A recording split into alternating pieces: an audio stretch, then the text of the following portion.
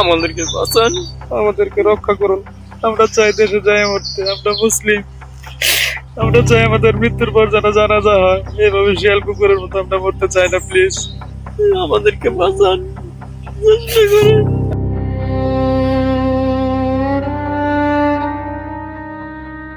জীবিকার সন্ধানে দেশ ছেড়েছিলেন, চোখে ছিল সোনালী ভবিষ্যতের স্বপ্ন, কিন্তু সেই স্বপ্ন যে তাদের সাক্ষাৎ মৃত্যুর দুয়ারে দাঁড় করাবে তা কি ঘুণাক্ষরেও ভেবেছিলেন তারা? চারপাশে যুদ্ধ, মাথার ওপর উঠছে ড্রোন, আর চোখের সামনে একের পর এক লুটিয়ে পড়ছে সহযাত্রীদের দেহ। এমনও এক মৃত্যুপুরী রাশিয়ার যুদ্ধক্ষেত্র থেকে বাঁচার এক হৃদয় বিদারক আকুতি জানিয়েছেন আটকে পড়া দুই বাংলাদেশি। শিয়াল কুকুরের মতো মরতে চাই না, মৃত্যুর পর অন্তত আমাদের একটা জানাজা হোক।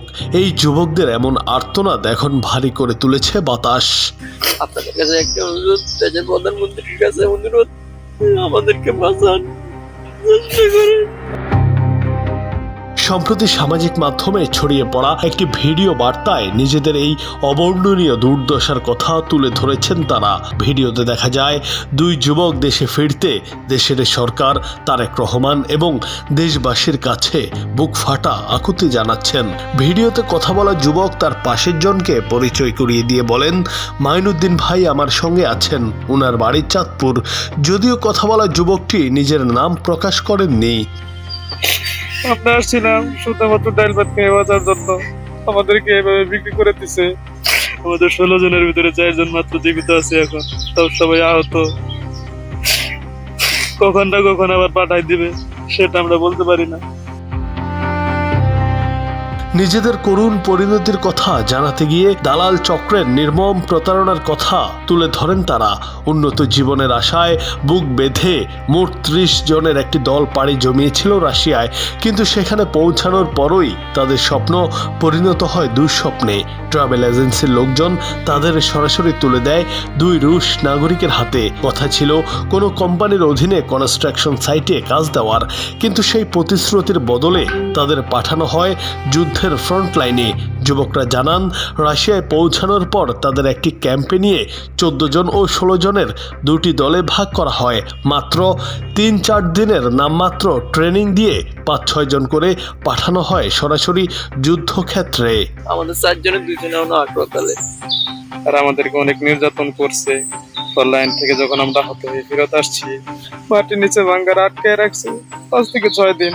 খাইতে দেয় নাই, পানি পর্যন্ত খাইতে দেয় নাই, কোনো কিছু দেয় নাই। প্রতিদিন এসে মারধর করছে।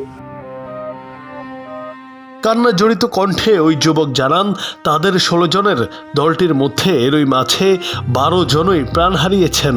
কোনো মতে বেঁচে আছেন কেবল তারা 4 জন, তবে তারা প্রত্যেকেই আহত হয়েছেন। চরম আতঙ্ক নিয়ে তারা বলেন, যে কোনো সময় তাদের আবারও ফ্রন্ট লাইনে পাঠিয়ে দেওয়া হতে পারে।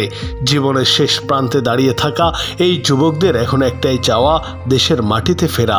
দেশের মানুষও সরকারের কাছে তাদের শেষ আকুতি, আমাদের বাঁচান, আমাদের রক্ষা করুন, আমরা এখানে মারা গেলে কেউ খবরও পাবে না। আর 14 জনের কি অবস্থা সেটা তো আমরা জানি না এখন পর্যন্ত। আমাদের 16 জনের ভিতরে 4 জন মাত্র জীবিত আছে এখন, তাও সবাই আহত।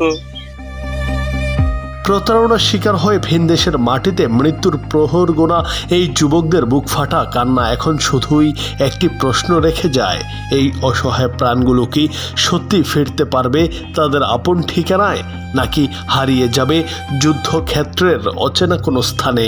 আপনাদের কাছে একটাই আহ্বান, আর আমরা ফোন চালাচ্ছি এখানে লুকায় লুকায়, একটা ফোন কিনছি হসপিটালে নেওয়ার পর। তারা এখানে জানে না যে আমাদের কাছে ফোন আছে, লুকায় লুকায় ব্যবহার করতেছি। আমরা দেশের থেকে যে মোবাইল গুলো আনছি তারা সে মোবাইল গুলো নিয়ে নিছে। জুনায়েদ আহমেদ, বাংলা টিভি।